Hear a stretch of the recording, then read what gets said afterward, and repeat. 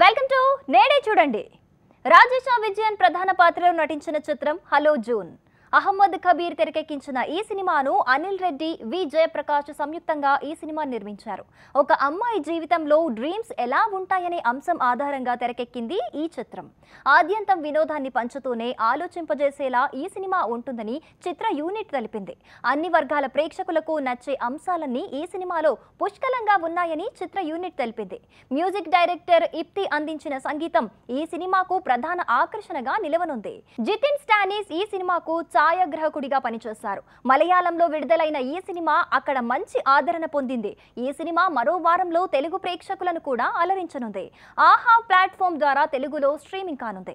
ఓ యువతి తన 10 ఏళ్ల ప్రేమ వ్యవహారం గురించి చెప్పే తీరును దర్శకుడు ఎంతో అద్భుతంగా తెరకెక్కించాడు. ప్రేమ అంశం ఆధారంగా తెరకెక్కిన ఈ చిత్రంలో రతీతా విజయన్తో పాటు అర్జున్ అశోకన్, బోజో జార్జ్, అశ్వత్ మేనన్, అజు వర్గీస్ తదితరులు కీలక పాత్రలు పోషించారు. మలయాళంలో మంచి హిట్ టాక్ సొంతం చేసుకున్న ఈ సినిమా తెలుగు, తమిళంలో కూడా అదే విధంగా ఆదరణ పొందనున్నట్లు చిత్ర యూనిట్ ధీమా వ్యక్తం చేసింది. వి జయప్రకాష్, అనిల్ రెడ్డి ఈ సినిమా డబ్బింగ్ రైట్స్ కొనుగోలు చేశారు.